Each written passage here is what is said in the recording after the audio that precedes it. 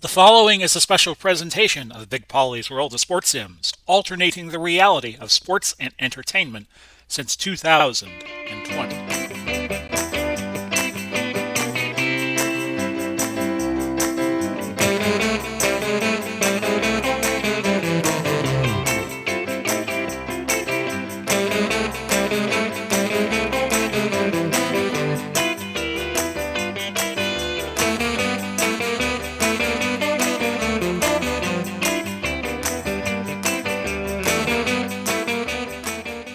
Welcome to this week's installment of the weekly recap. And after this, we're going to do a game, Indianapolis and Minnesota. So we're going to do our weekly recap now. We're going to show you the games ahead for week number 6. And then do the Colts and the Vikings. We start with Philadelphia and Buffalo. We have two teams struggling in the Eastern Division. And we'll autoplay this game out and tell you that the winner was 23-10 Buffalo over Philly. And yeah, sure enough, the recap box had to be moved. MVP of the game, O.J. Simpson. In a game that wasn't close, Buffalo had scored the first 20 points. Philly made a slight little bit of a comeback, but Lindell salted the game, 2:51 to go to make it 23-10. Scoring summary, or the statistical summary, 313 yards for Buffalo, 299 for Philadelphia. It was actually perfect in the red zone, touchdown and a field goal. Buffalo got 2 touchdowns, 2 field goals. What was the weather in Buffalo for this? It was 54 degrees and a 10 to 20 mile an hour wind. 3 turnovers for Philly, so that stymied them. They ran 55 plays, only held the ball 22-30. Buffalo, with 44 rushes, had 60 plays. And let's see, on a windy day, Kelly didn't throw too much, kind of shades of what Bill Belichick did in Buffalo as the Patriots on a Monday night against the Bills, the first time they met, and that was the night that Belichick only had quarterback Jones for New England threw the ball 3 times. Simpson, spectacular, 29 of 191. His longest rush, 44 yards, so they were just nickel and diming Philly. Kelly was 11 of 16, a 106.6 rating. He had a touchdown. Jackson caught the most passes, 7. And actually, it was McCoy with a 58-yard gain who had the most rushage on his sole catch of the game. And the leading defender was, actually, we had White for Buffalo with 10 and Bond for Philadelphia with 10. So, first of the 11 games we're going to recap. It was Buffalo 23 and Philadelphia 10. Buffalo moving up to 2-3. And Philly now a cellar dweller at 1-4, but they may have company as Carolina and Pittsburgh had an Eastern Division battle, and each team 1-3 there. Your winner, meaning the loser would also drop to 1-4, was Pittsburgh, 17-7. And I see I'm going to have to move the box score over. On a 58-degree day, 0 to 10 mile an hour winds. Pittsburgh jumped up to a 17-0 lead. John Henry Johnson had a touchdown to put him up 2 scores. Bettis was the MVP. I'm sure we'll see why in a minute. And Newton threw a 46-yard pass to Williams to provide the sole scoring for for Carolina. Getting distracted because I just heard my text alarm go off. 400 yards for Pittsburgh, 64 plays, 34-38. Time of possession, all good signs if you're a Steeler fan. And let's see how the player stats did. It was Roethlisberger with a slightly better day, 18-30, 240 yards. Bettis went 18 for 108. Smith and Ward, Carolina and Pittsburgh respectively, each had 6 catches, but it was Brown, Antonio Brown, 5 catches for $115. to lead everybody in the yardage department, and Beeson led all tacklers with 9. So Pittsburgh 17, Carolina 7. Third game, Washington and New England. Washington 3-1, New England coming in 2-2, so Washington could tie Baltimore for the lead atop the East Division of the HTFL. But they failed. 17-10 was the final, New England over Washington. MVP of the game was Cunningham. It was Washington that opened with a 10-0 lead, and then New England made a fourth quarter comeback, a Gostkowski field goal. Bledsoe threw to Moss from 38 yards out, and Brown with a 23-yard fumble recovery. That was the difference. Team stats, 344 to 266. Neither team very effective in the red zone. Washington ran 75 plays in 35-38. New England only ran 54. Bledsoe had a slightly better day, but neither quarterback was all that good. They were playing in a strong wind and rain in Foxborough. We showed you that page already. Cunningham, the leading rusher, 9 carries for 66 yards, but his longest rush was only 22. Clark, 12 catches for a $182, so he was the leading pass catcher and yardage maker. Leading defender was Haynes for New England. Just wait till we get our Haynes on you. 10 tackles. So, New England 17-10 over Washington. Earlier in the week on Monday, we played out Baltimore and New York. I was thinking of Buffalo being in the state of New York. That's what I was thinking. I did it again. Baltimore 24 and New York 17. Let's go to Detroit, who has surprised many so far in this HTFL season, against Cincinnati. This is a North Division battle, and it was Cincinnati bringing Detroit back down to earth. They started 3-0, and now they have fallen to 3-2. Your final was 35-21. Let's go to the complete page and show you that Kenny Anderson was the MVP. And he broke open a 17-14 game with, Cincinnati did actually, with 16 points, if that is correct. No, I take it back, 18 points.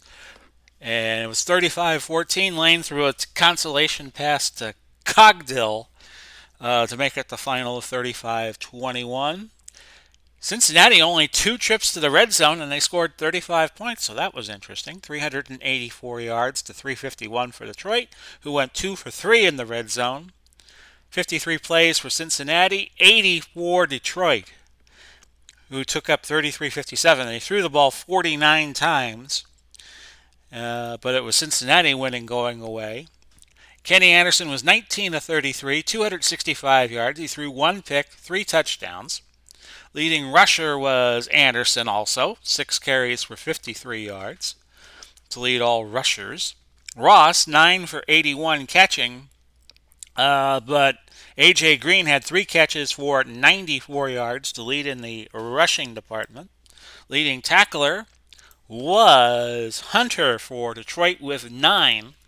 So your final score was, in that game, 35-21 Cincinnati. They moved to 3-2.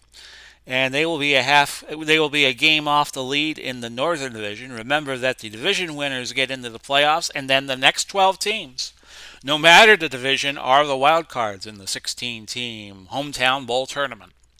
Tuesday, we had a thriller of a game in overtime. It was Chicago over Cleveland, 40-34 on a Gale Sayers kickoff return on the very first play of overtime. We did that game on Tuesday. Tampa Bay, another surprise team, 3-1, sitting on top of the South Division. They played Jacksonville in the beautiful city of Jacksonville, Florida, that I have visited before, and Jacksonville, a 42-34 win. So we will pull the sports page up and tell you that Gerard was the MVP. Game started with a safety by Leroy Selman, which put the Rays up over Jacksonville 2-0. Just kidding. In the first inning, and then Jacksonville got off 14 points to make it 14-2, and back and forth they went, and Tampa Bay led 34-28 midway through the fourth quarter, and then Gerard threw a two-yard pass to Jones Drew and a 43-yard pass to Kyle Brady for the 42-34 win.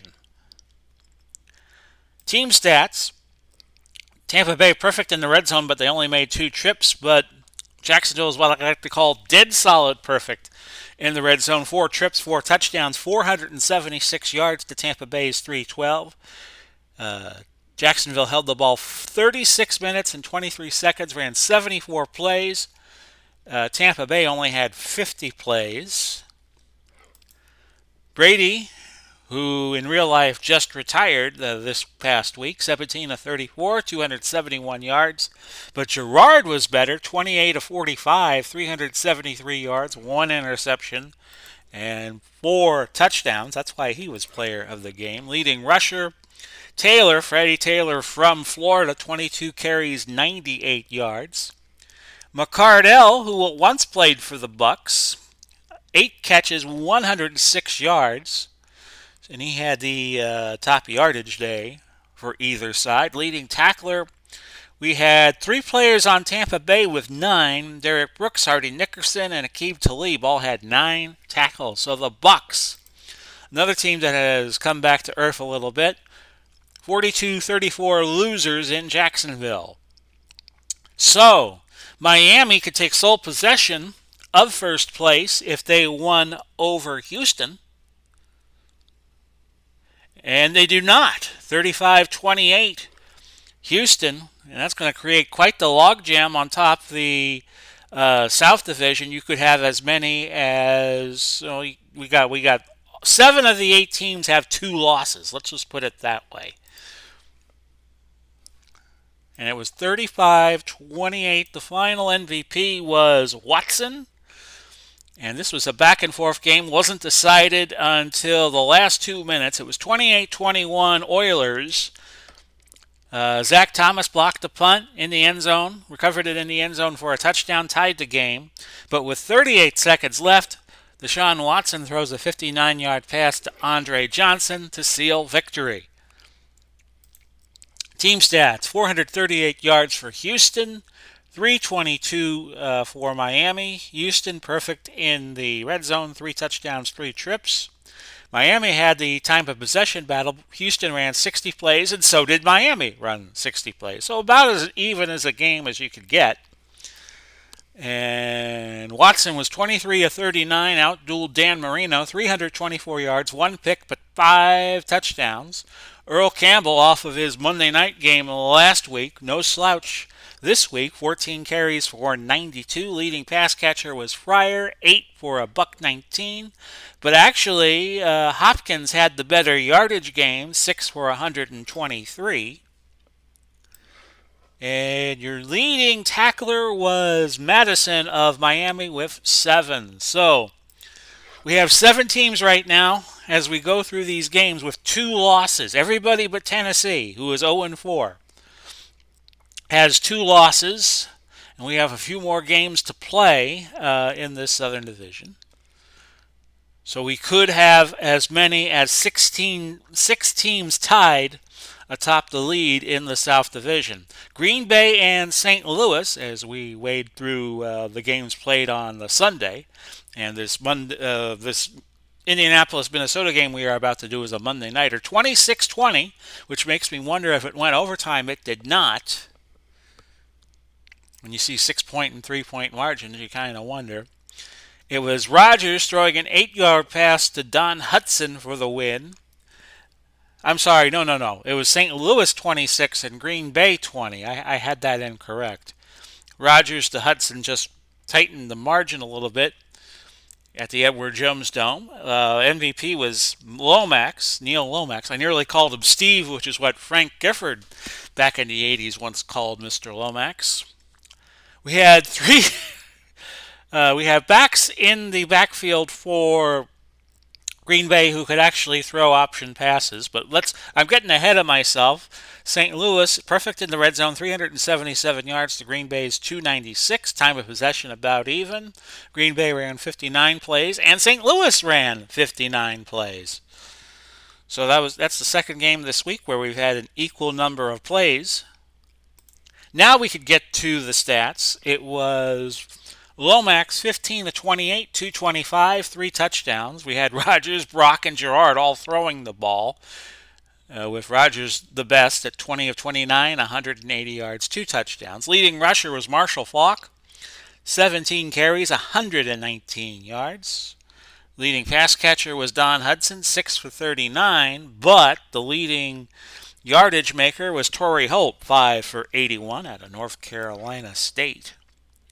Leading tackler was Herb Adderley for Green Bay with 10. Not good when you have your defensive back leading in tackles. So St. Louis 26, Green Bay sputtering at 20. St. Louis now 3-2 in the North Division. They will be a game behind at least Chicago, maybe Minnesota. After tonight, will join them at 4-1. And Green Bay 1-4, they will be in sole possession of last place in the North Division. Atlanta and Tennessee. Can Atlanta join the logjam at 3-2? They can. 35-9 was the final here. MVP was Ryan, and this one never in doubt. Atlanta had leads of 21-3, 28-6 before winning 35-9. Rob Baronis with the only points for the homestanding Tennessee Titans at Nissan Stadium, kicking field goals of 28, 25, and 51 yards. Team stats. Atlanta dead solid perfect, 419. Only 2 field goals in the red zone for Tennessee. They had 290. Time of possession slightly in Atlanta's favor. 61 plays called for Atlanta, 53 for Tennessee. Which is one of the things I look at. I think that's a better indicator than time of possession. Ryan, 25 of 35, no picks, 3 touchdowns. Eric Dickerson had a big day, 13 of 138. Jones and White each with 8 catches. Jones with 97 yards, White with 96. To lead in the yardage department. And your leading tackler was Finnegan for Tennessee with 9 tackles. So Atlanta, another team that's 3-2 in the Southern Division. And we know, unless this game coming up is a tie between New Orleans and Dallas, that they will join the whole logjam at 3-2. There'll be a 6-way tie. And this one goes New Orleans' way on the road, 30-27 at Cowboys Stadium. So let's pull this page over here and show you that the MVP was Drew Brees. And it was actually a 27-13 Dallas lead at one point. And New Orleans got the last 17 points, won the game. 450 yards for New Orleans, 382 for Dallas. Each team was perfect in the red zone, kicking 2 field goals and scoring twice. Touchdowns. 66 plays for New Orleans to 54 for Dallas. New Orleans had the ball 34-39. Brees, oh yes, he was outstanding. 32 of 42, 384 yards, 2 interceptions, but 2 touchdowns. Leading rusher was Elliott, 12 of 60 yards. Leading pass catcher was Thomas at 9 for 75, but Joe Horn had an 8-catch game for 117. And your leading tackler was Emerson Walls of Dallas. So we're seeing a lot of DBs leading in tackles. He had 11 tackles in this game, so 30-27. New Orleans will join the logjam at 3-2. Dallas 2-3, and they're 7th, but they're only a game back. And Tennessee's 0-5, but they're still only 3 back. With 13 more weeks left to go in the season. On Wednesday, we played the San Francisco-Kansas City game. San Francisco 35, and Kansas City 21. Then yesterday, all my troubles seem so far away. Vegas easily over Arizona, 42-21. So we have 2 more games to get through. Then we'll show you what we're going to do next week. Denver and Seattle. Denver 2-2. Seattle is 1-3. So if Denver wins, they stay a game behind Vegas and Frisco. And they do win 27-24 in OT. It was McManus kicking a 41-yard field goal, 7 minutes 19 seconds left in the overtime. And this was after a furious comeback by Denver. Yeah, I know they have the same color. It was 24-7. Manning threw two touchdown passes in the last 8.5 minutes. One to Thomas, one to Marshall. And they get the field goal in overtime. Seattle is actually perfect in the red zone. Two touchdowns and a field goal. 2 out of 3 ain't bad. 400 yards for Denver. 296 for Seattle. Well, Meatloaf passed away recently, so I wanted to honor him a little bit. Denver had the ball 35-25, but remember, the game went overtime, so Seattle had 3 minutes and 9 seconds less. We had 16 penalties in the game, so sloppily played. Is that correct? 81 plays for Denver and 57 for Seattle. So disparity in the plays. Manning, 33 of 53, 307 yards, 89.1. Russell Wilson, 15 of 29, he was 89.6. And Manning did win player of the game honors, which I may have said already. Sean Alexander out of the Seattle backfield, 19 for 149, including a 70-yard gain and a touchdown. Taylor had 8 catches, Lionel Taylor for Denver, but it was Smith with the receiving lead with 103 yards on 7 catches. Leading tackler, and then we got one more game to recap, was Randy Gradishar for Denver, 11 tackles. Your final, again, in overtime was 27-24, so Denver 3-2, and they'll be a game behind Vegas and San Francisco as we head into Week 6. Los Angeles and San Diego. Loser will join Arizona and Seattle among the bottom teams, a three-way tie for last place in the West Division. 30-20, LA wins, so maybe they're seeing light at the tunnel. And let's just pull this over here. Thank you very much. Goff was the MVP because now that he plays the Lions, but he was a former Ram, and Detroit forgot to draft him. It was at one point 20-13 San Diego leading, but fusillade of points, cannonade of points, does the San Diego Chargers in. Irvin, a 62-yard pick, salted the game with 44 seconds left. San Diego actually winning the yardage battle, 378, 366. 9 trips to the red zone for LA, and they only score on 5 of them, and 3 of them were field goals. Time of possession was about even. 63 plays for LA, 65 for San Diego. Only 1 turnover in the game.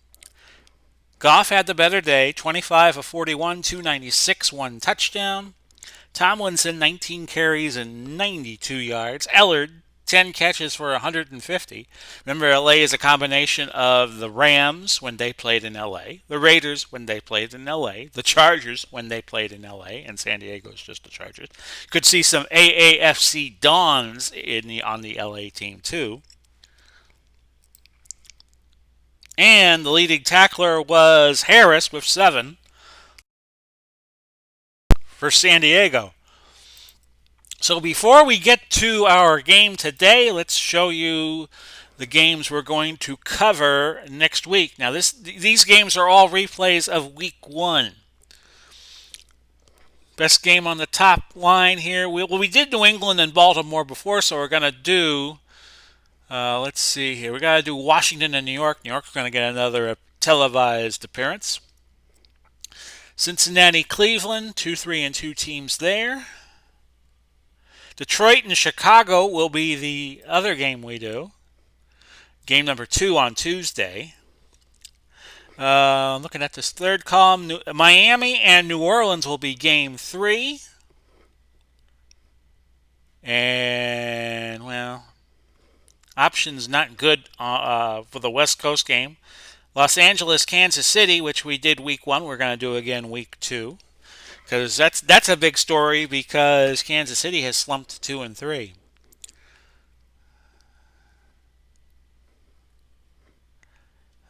Well, we might as well do San Francisco and well, we did San Francisco, San Diego last year. We'll do Seattle and Vegas because we've done all of these West Coast teams before. We'll do Vegas and Seattle next week, and the Monday night game week from tonight will be LA and Kansas City. So these are all rematches from week number 1. So Washington and New York will be, and we now call the Washington team the Commanders because they finally picked a name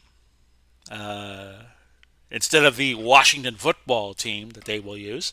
So let's get started with our game for Monday night on a Friday. Dun, dun, dun, dun. Indianapolis and Minnesota. Minnesota plays outdoors at TCF Bank Stadium, which is where the University of Minnesota plays. So we put Minnesota in the elements. 59 degrees. We always shave 10 off the temperature because it's a Monday night game, and usually about 10 degrees is the difference, give or take. I'll control Minnesota. The computer will control Indianapolis. I'll set the roster, and off we go.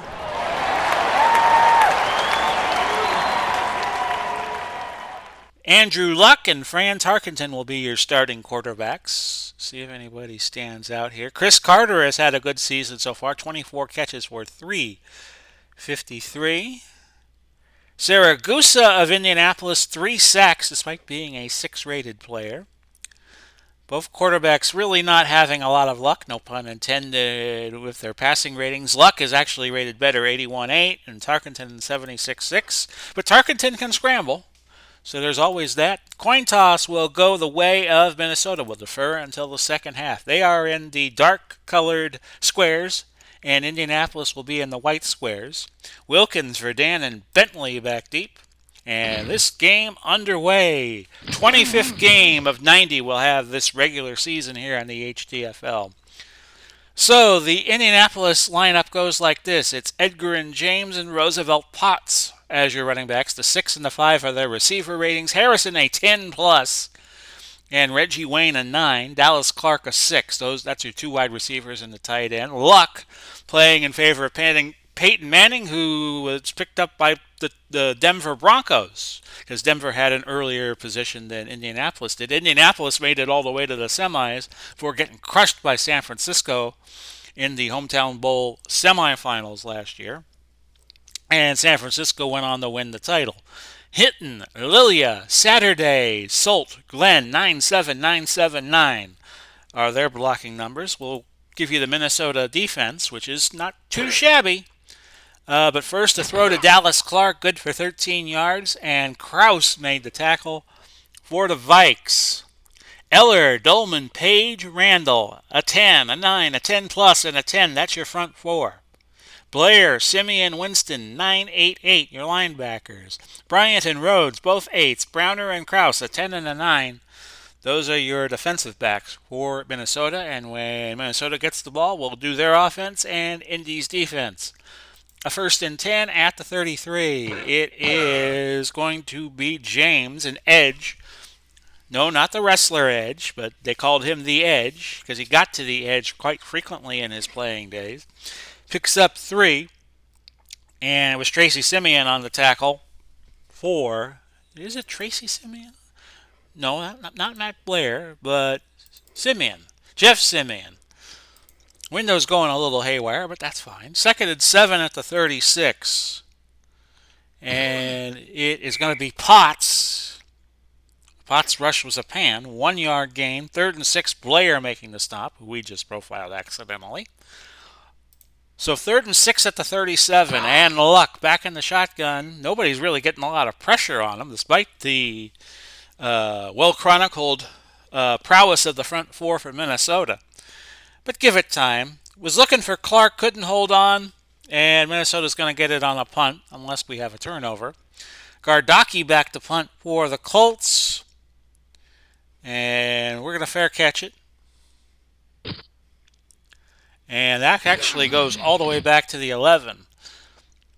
Minnesota into the wind, so they will only have the wind advantage for periods 2 and 3.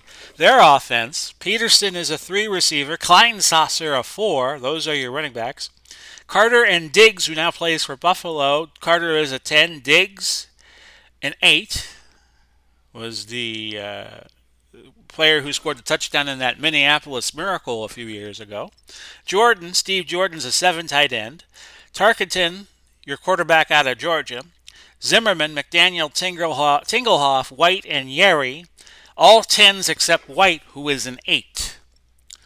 So on 1st and 10, we'll just go a simple dive with Peterson.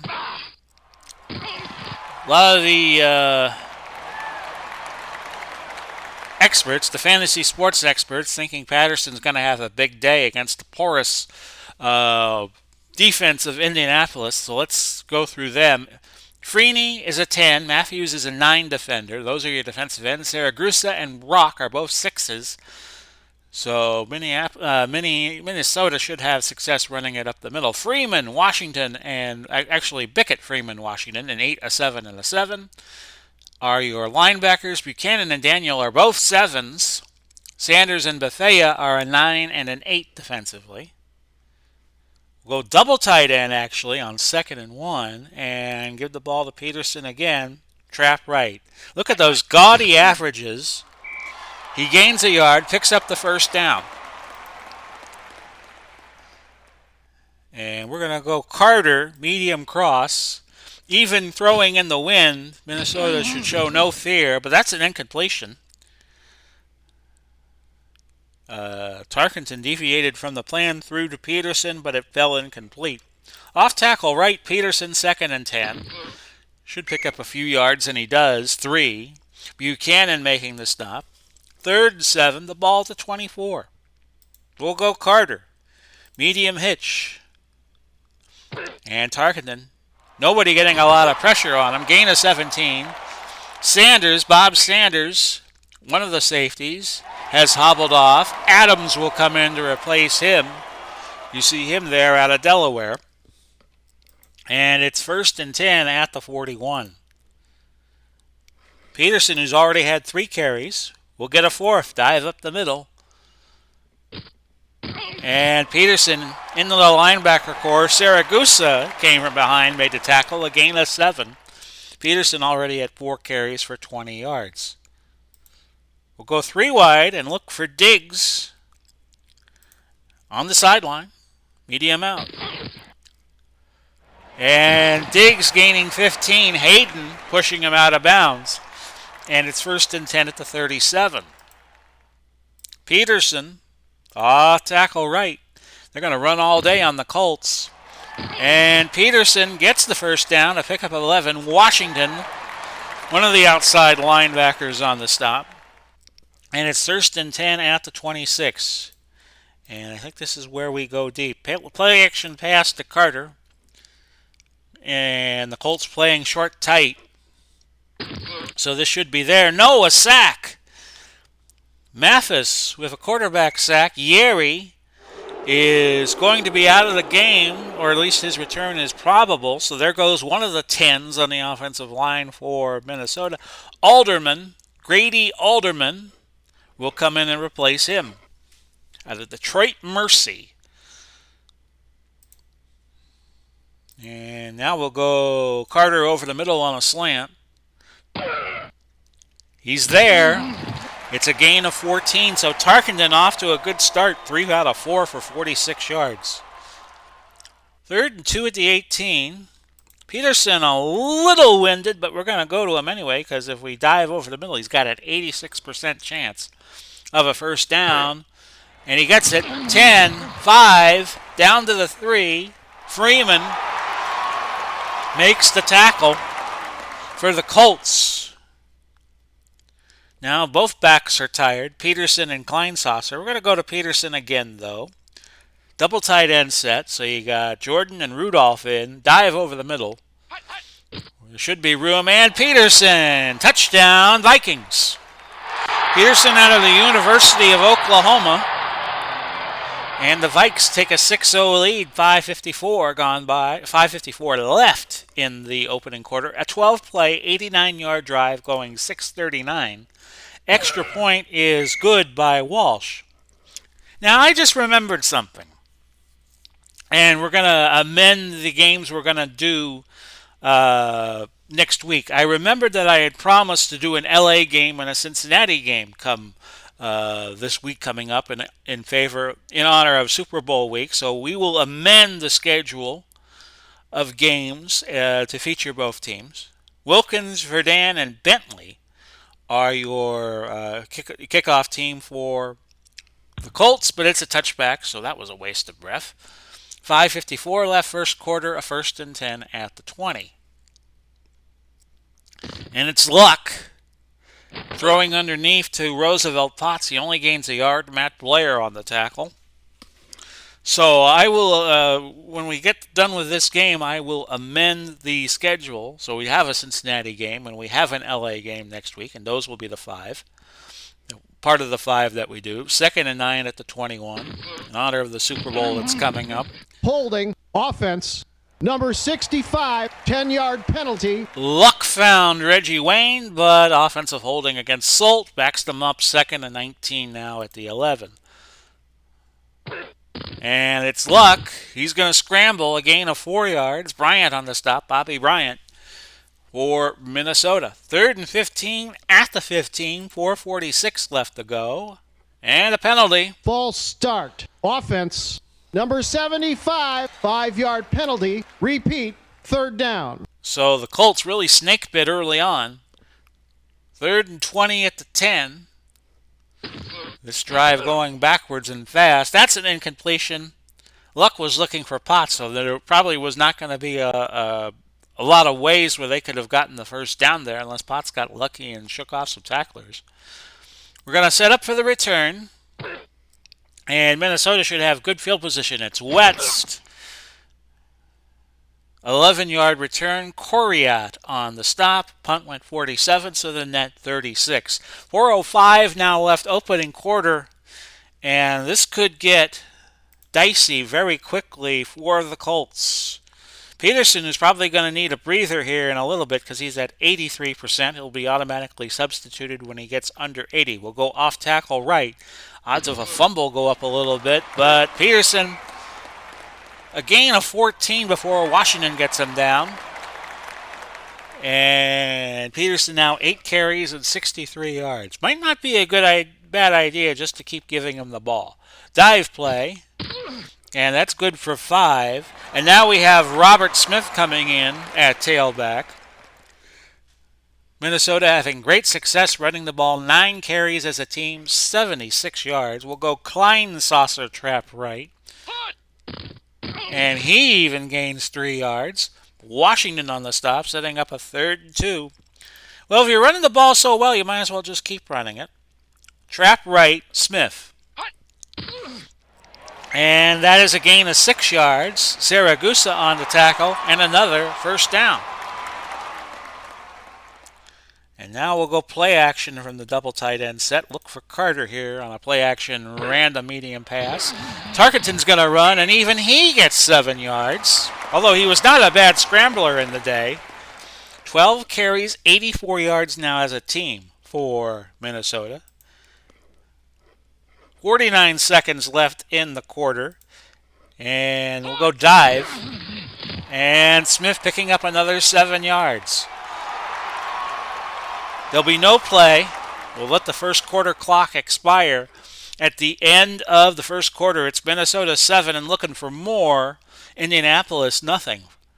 So now a 1st and goal at the 4. By the way, the Colts have 7 plays, 22 yards. Minnesota 17 plays, 13 have been rushes for 131. Well, we'll keep doing it. Trap right. Robert Smith. Touchdown, Vikings. As they are just having a feast up the middle against the Colts.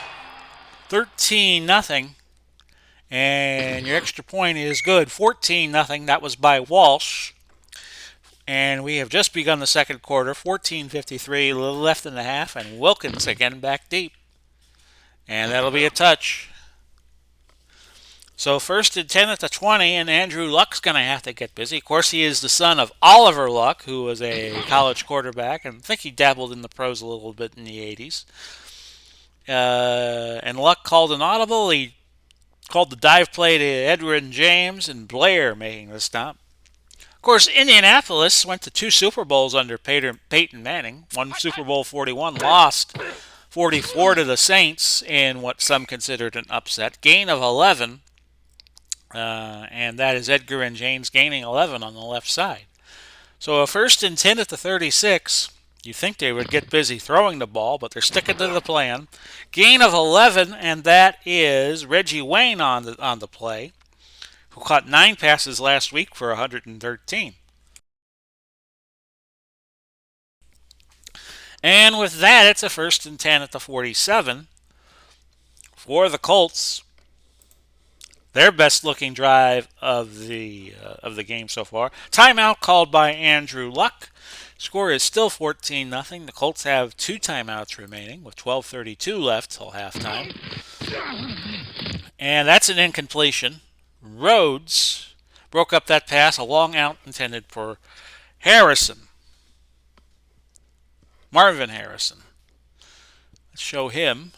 So far on the replay, 23 catches for 229 yards, a little under his real average. Of course, he's out of Syracuse University. The Orangeman, 2nd and 10 at the 47. That would be a good project to do, is to put these players where they went to college. And on that play, it was a 10-yard gain. James on the reception, tackled by Winston. 1st and 10, Minnesota 43-yard line. So Minnesota being challenged on defense for the first time. Gain of 3, screen to Edgerrin James. So that's his 2nd catch now. 13 yards. 2nd and 7 at the 40. And that is James running the ball this time. A gain of 3. Simeon making the tackle. And it's 3rd and 4 at the 37. So let's see if Minnesota can make a 3rd down stop. Luck throwing, but a marker. Roughing the passer. Defense. Number 88, 15-yard penalty. Automatic 1st down. Alan Page pleading his case. I think he went on and served on the Supreme Court of Minnesota, but the appeal was denied. It's roughing the passer. It's 1st and 10 at the 22 for the Colts, who are on the march. And that is James gaining 4. 9th play of the drive upcoming for the Colts, who trail 14-0. And Minnesota calling timeout this time. They have 2 remaining. We're down to 9:19 left until halftime. It's Luck. And Blair deflected that one, incomplete. Luck, 5 of 9 for 38 yards. James has the most catches right now with 2. And both James and Clark have 13 yards. 3rd and 6. Clark only making 1 catch so far. That's a catch. Reggie Wayne tackled by Bobby Bryant. Another 1st down. Move the chains. It's 1st and 10 at the 11. So the Colts can get a touchdown. 1st down without a touchdown. They can do that. Will they do that? I don't know. Wayne in there for the score. Touchdown Colts. In Indianapolis cutting it to 14-6. Your point after try, good by Vanderjagt, and it's 14-7 with 8:28 left until halftime. Ishmael, call him Ishmael. Nelson, Jones, those are your kickoff returners, and it's taken by Ishmael. I believe this is Quadri Ishmael, who returns it 30 yards to the 34. In fact, let's just take a look and see if Ishmael is who I am thinking it is. Yep, Quadri Ishmael, the younger brother of the Rocket, who was such a great player at Notre Dame. Late 80s, early 90s. Well, as Darrell Royal would say, you dance with who brought you. Trap right, Adrian Peterson. And he gained some more yards, but it's coming back. Number 64, 10-yard penalty. I'm so confident in my running game right now, I might as well just keep running the ball until we get to 3rd down. Off tackle right, Adrian Peterson. They could key on me. In fact, they did not key. They doubled Chris Carter. No gain on that play, and it's now 2nd and 20, but we're going to pitch it right with Peterson, who has had a very busy first half. He gains 2 yards. Now we could have a turning point. 3rd and 18 at the 26. Tarkenton has only had to throw it 4 times. We got Carters in the game all over the place. We got Chris Carter. We got Anthony Carter, the standout out of the University of Michigan. We're going to go his way on a medium crossing route. He's got it. Did he get the first? He did not. He missed it by a yard. Okay. Now, 4th and a yard. I'm at my own 43. And we got Smith coming into the game. We've been doing so great running the ball, we might as well just keep going for it. Trap left. I know it's 4th and 1 on my own 43, but gains 5 yards. Freeney making the stop. It's a first down. And Minnesota keeps possession with 5:42 left. Risky 4th and 1 call, but I saw no reason why not to try it. Smith, sweep left. And that's a gain of 4. 18 carries for 106 yards. Now we go to our 3rd string running back, who is Chuck Foreman. And Foreman should have great results against this Indianapolis D-line. And Foreman picking up 4 yards. I do not believe Foreman was related to George Foreman, the great heavyweight boxer of the 70s, 80s, 90s, and made that comeback. 3rd and 2. Now, I think this would be a good spot for a play-action pass. We're going to go play-action short to Carter. That's an incompletion. 4th and 2 at the 44. Do we dare run it again? 86% chance says yes. Let's do it. I know I'm going to get burned one of these days, but one of these times. But that was not the time. A gain of 13.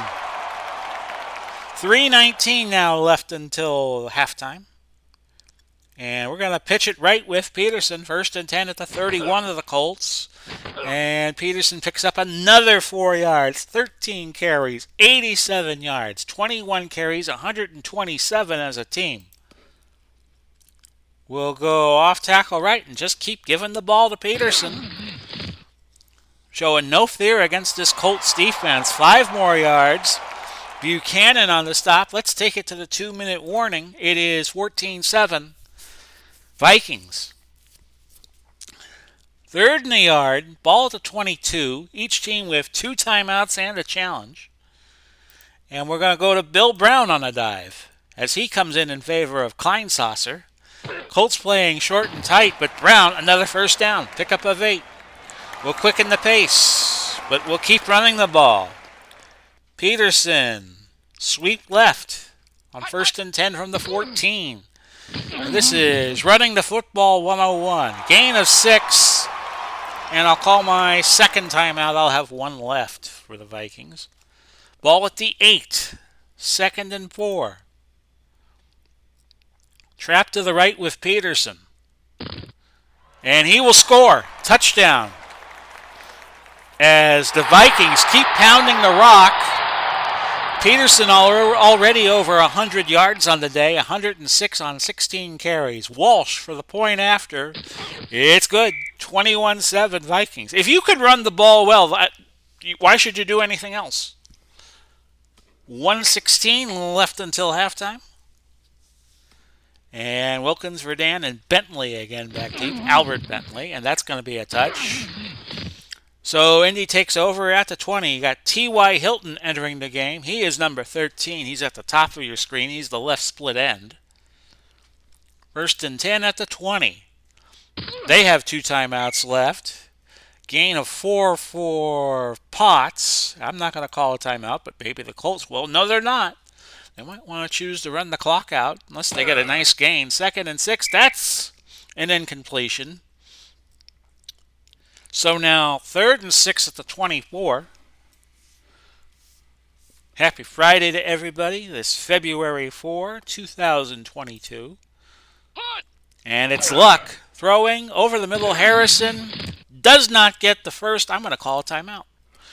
43 seconds left until halftime. I have no timeouts left. Colts have 2. I'm going to go for the block here. Don't get it. West is going to return it to the 32 with 37 seconds left. I'm going to take one shot. Medium out Carter on 1st and 10. And we'll see if we can get something going here. Gain of 17. And Carter steps out of bounds with 29 seconds to go.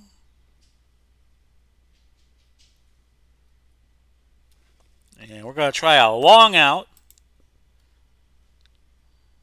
And head out of bounds, whatever you do, to Chris Carter. Tarkenton. Underneath. Oh, that's trouble, as that was inbounds. Gain of 3 to Peterson. We'll have to spike it here and see if we have enough time. And let's see how much time is left. 8 seconds. That's time for one more play, at least the way timing works in Action PC football. I have no timeouts left, so I'm just going to send everybody. Jake Reed coming in as a wideout in the five wide receiver set. And we're just going to throw it long and hope for something good. Hail Mary to Diggs. And we'll see what happens. Saw Tommy Kramer do this against the Browns in 1980. That's an incompletion, and that means we're out of time. So your score going into the half, 21-7 Vikings. Colts with 21 plays, 96 yards. Minnesota ran 35 plays per 231. And let me come back and talk to you a little bit. We have HTBL action for you this week between the conference championship games and the Super Bowl in real time. Cincinnati and Cleveland will do battle in Cincinnati, and we have Kansas City hosting the Major League Castaways. The Castaways are kind of like my Las Vegas Ironmen in the HTFL. Those will be the two games for you from opening day, and then next week we're going to do two games from the first Saturday of the season. We're going to do a Game of the Week series, and then once the HTFL season ends in the spring, we will be doing HTBL a bit more exclusively. So check that out, as I had an itch on my nose. Right here on the Big Polly's World of Sports Sim channel. I'm doing this with a lot of daylight coming into the house. So Minnesota will receive Ishmael, Nelson, and Jones back deep for the Vikes. And it's Ishmael with a pretty decent return, 27 yards to the 33. David making the stop for the Colts on this Monday night game on a Friday afternoon. Well, we might as well just keep running the ball. Go back to the double tight end, and we'll go Peterson. Pitch to the right side. And he gains 4. And it was Mathis on the tackle for the Colts. And this time we'll go trap right Peterson. Just keep with the body blows. Gain of 5. We'll go full house, actually, just to show you how little fear I have against this defense. Sweep to the right with Smith on 3rd and a yard. Oh, this time the Colts come up and make the stop. The loss of 3. Washington on the stop, so Bob Lee is going to come in and punt. Vikings have a wind advantage for quarter number 3. Wilkins with the fair catch at the 17, the punt going 44 yards. Bob Lee was the backup quarterback many years for Fran Tarkenton. Played in the Mud Bowl game in the divisional playoffs of 1977 in L.A., where the Vikings beat the Rams 14-7. But they would lose to Dallas 23-6. And Dallas went to the Super Bowl that year, 1st and 10 and the 17. Luck to throw. Learned something interesting about Super Bowl 12 this day. CBS had a 90-minute pregame show. Of course, nowadays the pregame shows take forever. I bet you one of these days you're going to have a pregame show go 24 hours, like at 6 o'clock on Saturday night to 6 o'clock on Sunday. One of these days that's got to happen. 2nd and 10 at the 17. So what I learned was that the pregame show was scheduled to be 90 minutes, but CBS that they had a basketball game, Phoenix and Portland and Boston. They had the Phoenix Open. Phoenix Open got rained out, so CBS had a gap in their schedule. So they did a pregame show, 3rd and 10 at the 17. But instead of using Brent Musburger and company. Offsetting penalties. Repeat, 3rd down. Okay, so that game got wiped out by Edgar and James. They had production staff on, and they filled 90 minutes. 3rd and 10 at the 17. Game started at 6 o'clock. That was the first Super Bowl I remember vividly. And it was not a well-played game, and it was Dallas over Denver 27-10 in that. And there was like an astronomical number of turnovers in that game. So Colts are punting. Clark gaining 8. They needed 10. So the Vikings are going to get the ball back. And it's West who makes it up to about midfield, but that's going to get called back penalty on a holding by Paul Krause. So it's going to be 1st and 10 at the 30. We'll go Peterson. Colts looking like they're getting a little wise to what the Vikings are doing, finally. And that's close to first down yardage, just short. Mathis out. He's one of the defensive ends. I'll challenge. Upon further review, the runner reached the first down marker. First down. No timeout will be charged. So we did get the first down. Let's see who comes in for Mathis. It's going to be Hand. John Hand out of Alabama. Now I think this is a good time to go for a bomb. And we're going to go Diggs. 1st and 10 at the 40. Don't think they'd be expecting it. And Diggs is wide open. 10-5. House call. Touchdown Vikings. Stephon Diggs. Taking that one deep from Fran Tarkenton, who's now 7 for 11, 143 yards. That was Diggs' second catch of the day for 75. That play, 60 yards even. We'll kick the point after. Walsh makes it 28-7 in favor of the Vikings. We have now, it's getting awful bright in here. 10:26 left in quarter number 3.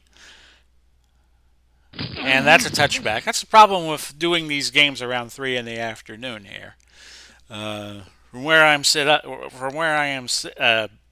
up, it gets very, very bright. So Luck is now 9 for 16, 69 yards. He gives to James, who gains 1. James has been held to 27 yards, rushing on 6 carries, 2 catches for 13. 2nd and 9 at the 21. Quick throw looking for Reggie Wayne, but that ball falls incomplete. 3rd and 9 at the 21. It's Luck finding T.Y. Hilton over the middle. That's a first down. And you move it out to the 36-yard line. And Luck finds Reggie Wayne, pickup of 11. Minnesota defending the short pass, so Luck's throwing medium passes. That's incomplete. Luck was looking for Wayne there again. Luck now 11 of 20, but just 95 yards passing. Luck's going to scramble. Collision, a fumble. Page recovers, and the Vikings have the ball back. 1st and 10 at the Colts 48. And I can't see a reason why I should try to do anything but run the ball here. Sweep left, Peterson. We're going to amend, and I was mentioning this earlier, the schedule for Week 6, so we do a Cincinnati game and a Los Angeles game. 3-yard gain for Peterson. He's now up to a $128 rushing the ball. Freeman on the tackle for the Colts. 2nd and 7. We're going to do a little misdirection sweep at the left side. Double tight end set, it really doesn't matter. Peterson's loose, 30. Down to the 25. Another pickup of 20 yards, so he's at 148 on the day. That is a season high for him. If there's one thing I love to do playing these teams is I love to run the ball. We'll go Brown. We'll go Bill Brown. He picks up 4, but holding. Offense. Number 82, 10-yard penalty. Rudolph, the second tight end, gets called for holding.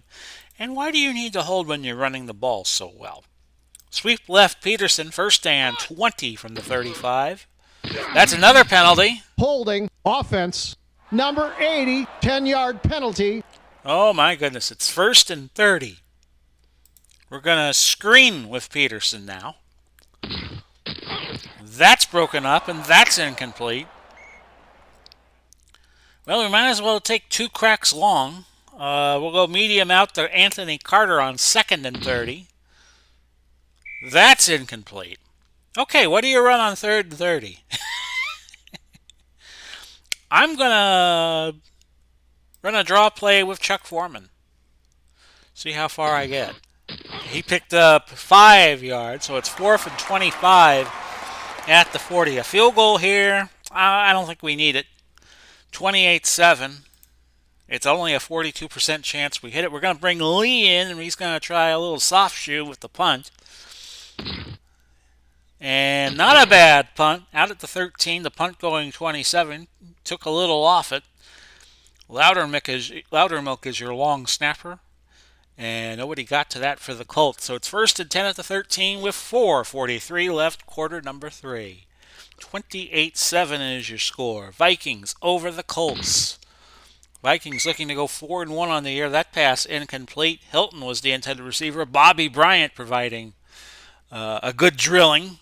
And it is now going to be second and 10 at the 13. The Colts will probably, unless they make a dramatic comeback, fall to 2-3 on the year.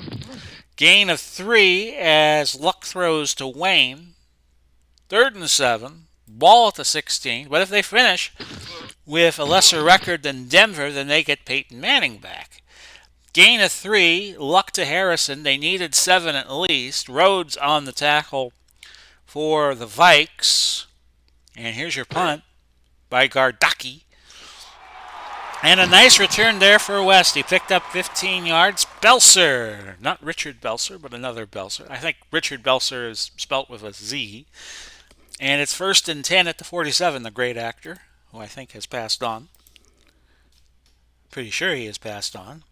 Trap right Peterson. First and 10, and then we got another penalty. Holding. Offense. Of course. Number 73, 10-yard penalty. It's Yeri who is called for holding. And it's now a first and 20 at the 37. We're going to still run it. Off tackle right with Bill Brown out of the University of Illinois. He gains 2 yards. Mathis on the stop, so it's 2nd and 18. We're going to go slow. Slow it down. Pitch to Peterson on the 2nd and 18 play. He picks up 4. Peterson's now up to 22 carries and 152 yards. 3rd and 14 with 2 minutes to go. We'll look to Chris Carter.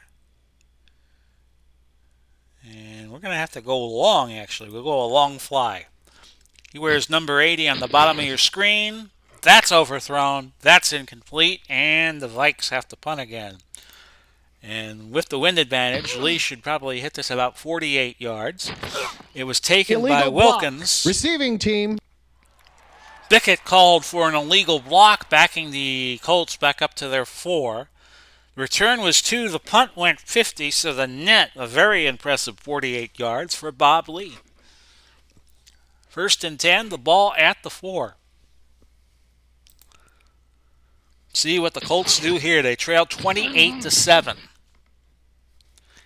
6-yard gain before Browner got to Roosevelt Pops. We're under a minute left in the 3rd quarter. Here's Luck. He's going to scramble. I think he got the first, and he did. A pickup of 5 before Carl Eller got to him.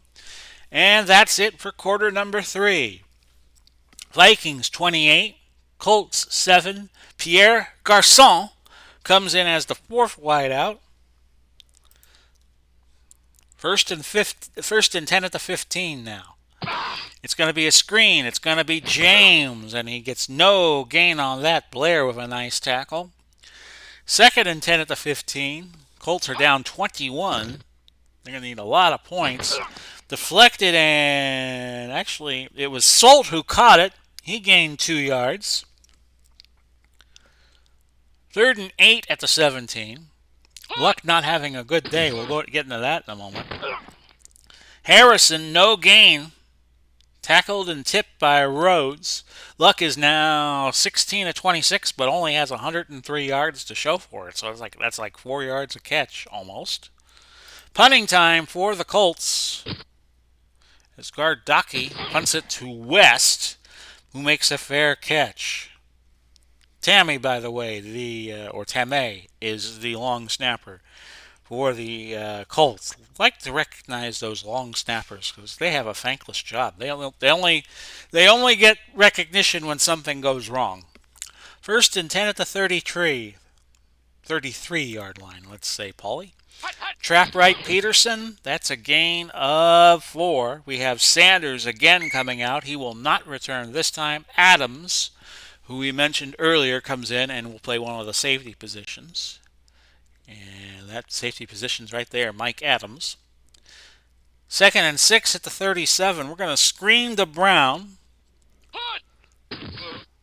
And Brown will get 4. Offsides, defense. Number 38, 5-yard penalty. We'll take the penalty against Daniel.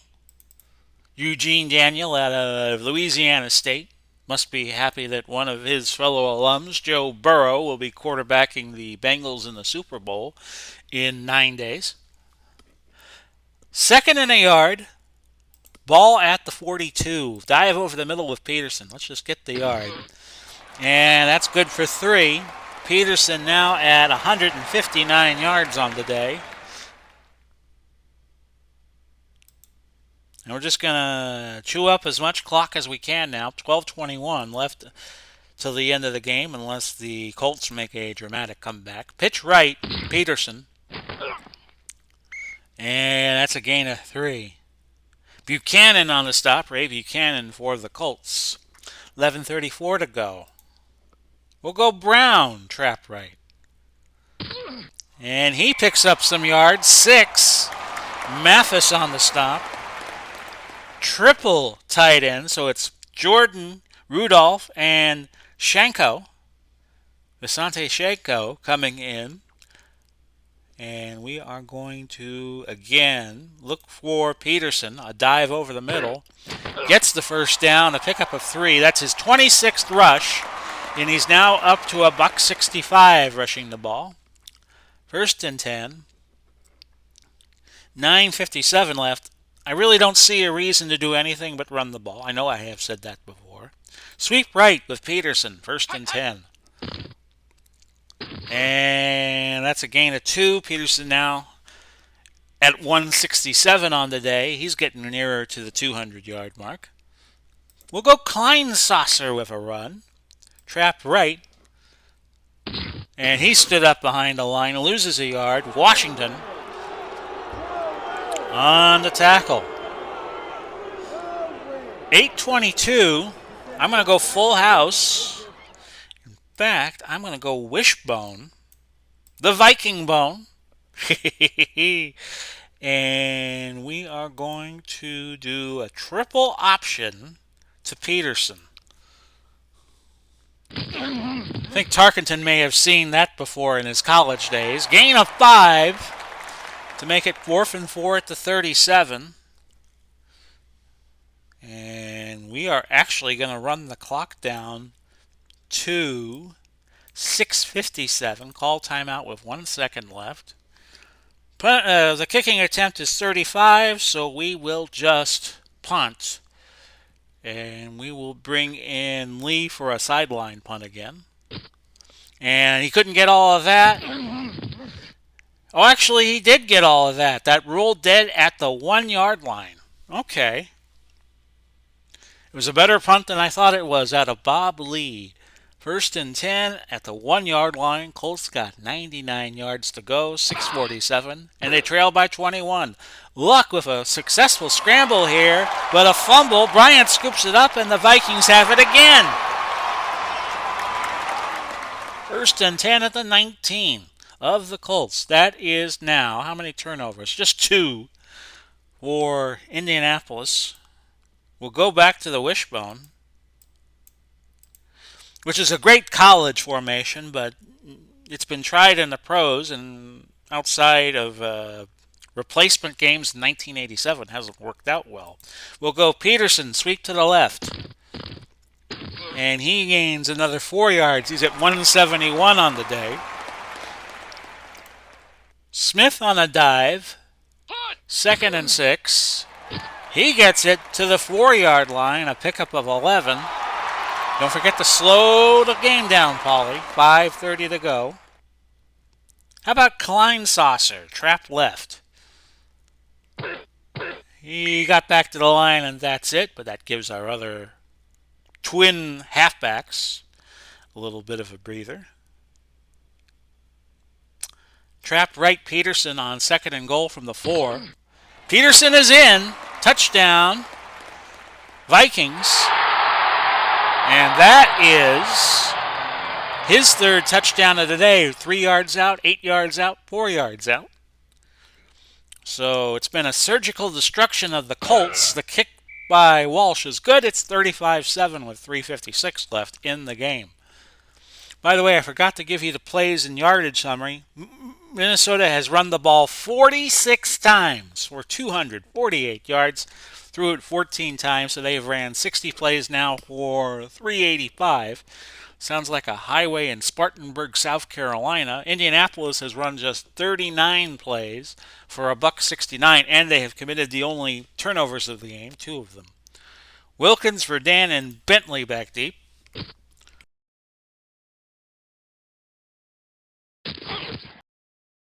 And that return goes 32 yards to the 33. 3:47 left. Game might get a little sloppy. Minnesota might put their second team in. This is a screen to James. He gains 12 yards. In fact, you might see the Colts put in their subs. 1st and 10 at the 45. A throw could catch by Hilton. He'll gain 15. We're under 3 minutes to go now. Colts not calling timeouts. They want to get out of here only down 28. Luck scrambling. They'll get the first down. He picks up 11. We're at the 2-minute warning. 1:55 left to go. We have some scrubs in the game now for... Actually, we do not. Minnesota's still using their first team unit. That was a gain of 9. Luck to Hilton. 2nd and 1 at the 20. Luck scrambling again. He'll pick up another 8 yards. I wouldn't be surprised if he's the Colts' leading rusher. Gain of 8. I'm not calling time. Indianapolis does. They have 2 timeouts left in the half. So do Minnesota, or so does Minnesota. Minnesota used their challenge. The Colts probably won't use theirs. And it's Luck throwing, looking for Edgar and James. Well defended by number 59, who is Matt Blair. 2nd and 10 at the 12. Ella, I'm almost done.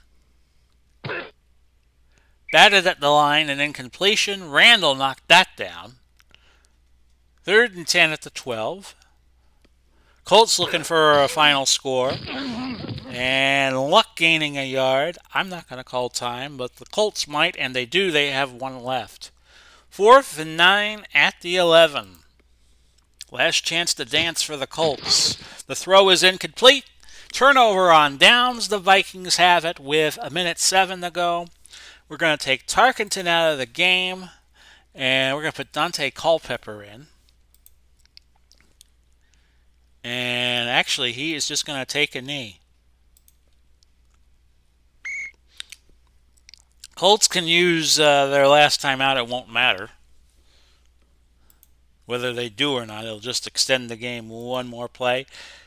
Culpepper taking another knee. That should do it, and it does.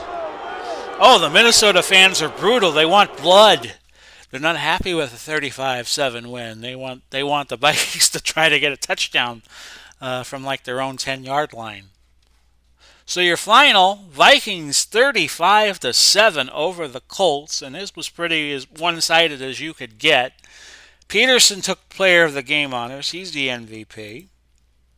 Net offense, Vikings were perfect, 4 for 4 in the red zone, 383 yards.